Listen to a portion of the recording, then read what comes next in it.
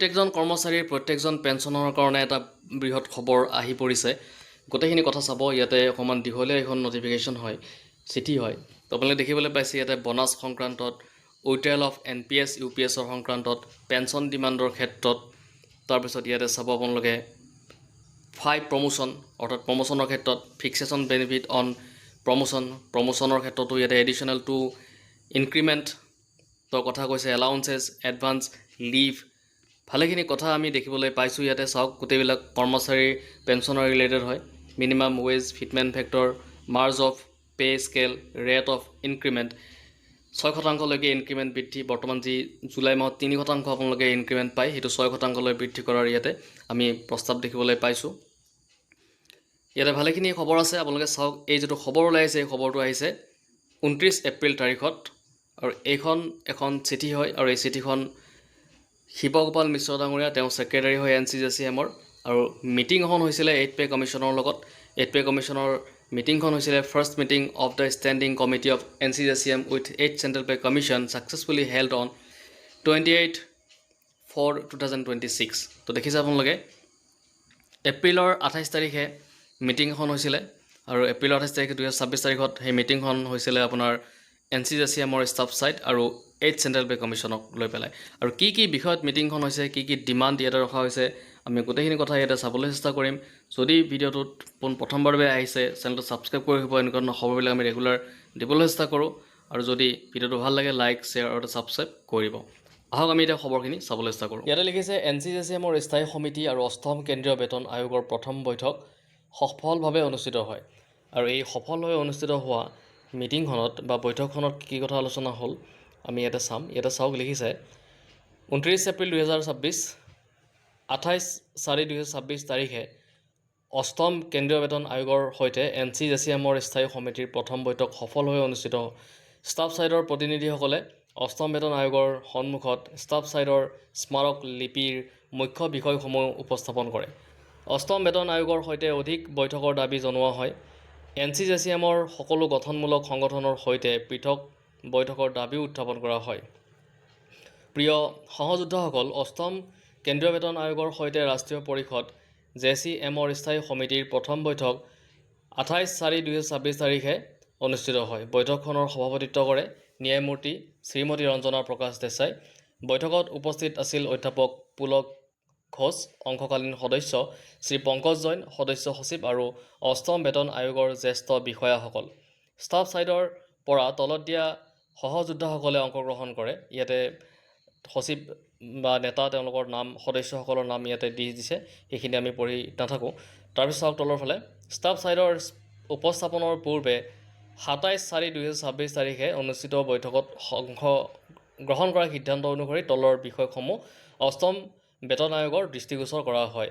মূল দাবীসমূহ চাওক ইয়াতে। স্মাৰকলিপি দাখিলৰ সময় বৃদ্ধি, প্ৰতিটো প্ৰশ্নৰ উত্তৰৰ সীমা 20,000 আখৰলৈকে বৃদ্ধি কৰাৰ বাবে 8ম বেতন আয়োগক ধন্যবাদ জ্ঞাপন কৰা হয়। স্মাৰকলিপি দাখিলৰ শেষ তাৰিখ 31 মে 2026 তাৰিখলৈ বৃদ্ধি কৰাৰ দাবী জনোৱা হয়। ইমেইল যোগে PDF আৰু ৱৰ্ড ফৰ্মেটত স্মাৰকলিপি গ্ৰহণ কৰাৰ অনুৰোধ জনোৱা হয়। JCM-ৰ 60 বছৰৰ ইতিহাস। 2026 চনত কেন্দ্ৰীয় কৰ্মচাৰীসকলৰ JCM ব্যৱস্থাত হীৰক জয়ন্তী বৰ্ষ। 1960 চনৰ 5 দিনীয়া ধৰ্মঘটৰ পাছত ভাৰত চৰকাৰে 1966 চনত এই যৌথ পৰামৰ্শ আৰু বাধ্যতামূলক শালিনী ব্যৱস্থা গঠন কৰিছিল। যোৱা 60 বছৰত JCM-এ কৰ্মচাৰী চৰকাৰৰ সম্পৰ্কক সুস্থ আৰু সৌহাৰ্দ্যপূৰ্ণ কৰি ৰখাত গুৰুত্বপূৰ্ণ ভূমিকা পালন কৰিছে। পূৰ্বৰ বেতন আয়োগসমূহৰ গুৰুত্বপূৰ্ণ পৰ্যবেক্ষণ। তৃতীয় কেন্দ্ৰীয় বেতন আয়োগ পেৰা 84 চৰকাৰে আদৰ্শ নিয়োগকৰ্তা হ'ব লাগে, যাতে সমগ্ৰ দেশৰ মজুৰি নীতিৰ মুখ্য নিয়ন্ত্ৰক হিচাপে সকলো কৰ্মচাৰীৰ বাবে জীৱন ধাৰণযোগ্য মজুৰি নিশ্চিত কৰাৰ নৈতিক দায়িত্ব পালন কৰিব পাৰে। 7ম কেন্দ্ৰীয় বেতন আয়োগ দক্ষ আৰু প্ৰতিভাশালী লোকক চৰকাৰী চাকৰিলৈ আকৰ্ষণ কৰিবলৈ বেতন গাঁথনি উন্নত কৰাটো আৱশ্যক। দক্ষতা, দায়বদ্ধতা আৰু দায়িত্ববোধ বৃদ্ধিৰ বাবে উপযুক্ত বেতন কাঠামো প্ৰয়োজন। ষ্টাফ ছাইডৰ মূল প্ৰস্তাৱসমূহ এতিয়া আমি চাম। মূল প্ৰস্তাৱ কি কি দিছে। নম্বৰ 1, ন্যূনতম বেতন। 5 সদস্যৰ পৰিয়াল ICMR 3490 কিলো কেলৰি মানদণ্ড আৰু আধুনিক প্ৰযুক্তিগত ব্যয় ধৰি ন্যূনতম বেতন 69,000 নিৰ্ধাৰণৰ প্ৰস্তাৱ। নম্বৰ 2 ফিটমেণ্ট ফেক্টৰ 18,000ৰ পৰা 69,000লৈ বৃদ্ধিৰ ভিত্তিত 3.833 গুণ ফিটমেণ্ট ফেক্টৰৰ দাবী।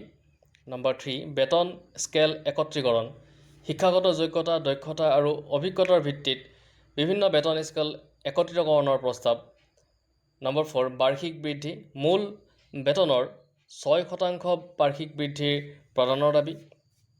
তাৰপিছত চাওক 5 নম্বৰটো 30 বছৰত 5টা পদোন্নতি SCP 30 বছৰৰ ভিতৰত 5টা সাময়িক ভিত্তিক পদোন্নতি নোহোৱাত SCP সুবিধা নিশ্চিত কৰাৰ দাবী।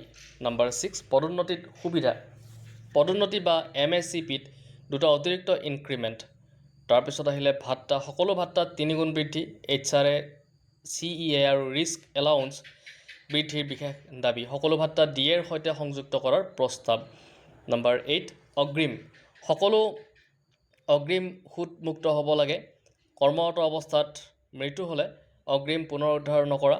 উৎসৱ আৰু প্ৰাকৃতিক দুৰ্যোগ অগ্ৰিম পুনৰ চালু কৰা। 4চকীয়া বাহন অগ্ৰিম প্ৰৱৰ্তন। নম্বৰ 9 ছুটি EL জমা আৰু নগদীকৰণৰ কোনো সীমা নাথাকিব।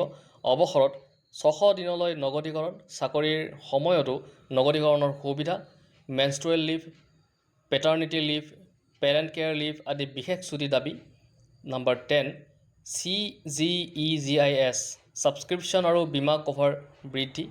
নম্বৰ 11 কৰ্মৰত অৱস্থাত দুৰ্ঘটনাজনিত মৃত্যু এক্স গ্ৰেচিয়া সহায় 2 কোটি টকা কৰালৈ বৃদ্ধি।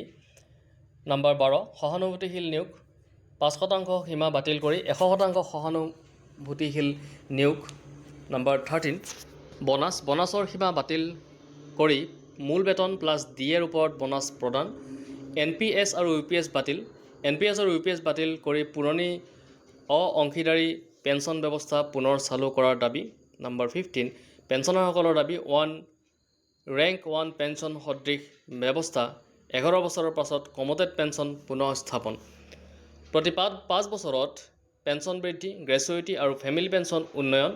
আন গুৰুত্বপূৰ্ণ বিষয় ৰেল প্ৰতিৰক্ষা আৰু দূৰৱৰ্তী অঞ্চলত কৰ্মৰত কৰ্মচাৰীসকলৰ পৰিস্থিতি নিজে পৰিদৰ্শন কৰাৰ অনুৰোধ। আনফাণ্ডেড পেঞ্চন শব্দবন্ধৰ বিৰোধিতা 45 লাখ কেন্দ্ৰীয় চৰকাৰী কৰ্মচাৰী আৰু 69 লাখ পেঞ্চনাৰে 8ম বেতন আয়োগৰ ইতিহাসক সিদ্ধান্তৰ আশাত আছে বুলি উল্লেখ। 8ম বেতন আয়োগৰ আশ্বাস চেয়াৰপাৰ্চনে তলৰ আশ্বাসসমূহ দিয়ে। ষ্টাফ ছাইডৰ সৈতে অধিক বৈঠক অনুষ্ঠিত হ'ব। ফেডাৰেশ্যন আৰু সংস্থাসমূহক পৃথক সময় দিয়া হ'ব। বিভিন্ন ইউনিট প্ৰদৰ্শন কৰা হ'ব। সকলো দাবী নিৰপেক্ষ বিবেচনা কৰা হ'ব। স্মাৰক লিপি দাখিলৰ সময়সীমা বৃদ্ধি আৰু প্ৰযুক্তিগত সমস্যাৰ সমাধান শীঘ্ৰে কৰা হ'ব। প্ৰিয় সহযোদ্ধাসকল আগন্তুক দিনসমূহৰ সকলো উন্নয়ন সম্পৰ্কে আপোনালোক নিয়মীয়াকৈ অৱগত কৰি ৰখা হ'ব। তো দেখিছে আপোনালোকে ইয়াতে বহুখিনি কথা কৰ্মচাৰীসকলৰ ৰিলেটেড হয়। প্ৰায় আমি দেখিবলৈ পাইছোঁ 15টা দাবী ইয়াতে কৰা হৈছে আৰু সেইবিলাক অতি গুৰুত্বপূৰ্ণ হয়। আৰু পৰৱৰ্তী সময়ত কি আপডেট আহে সেই আপডেটবিলাক দিবলৈ চেষ্টা কৰিম। যদি ভিডিঅ'টো ভাল লাগিছে লাইক শ্বেয়াৰ আৰু ছাবস্ক্ৰাইব কৰি দিব।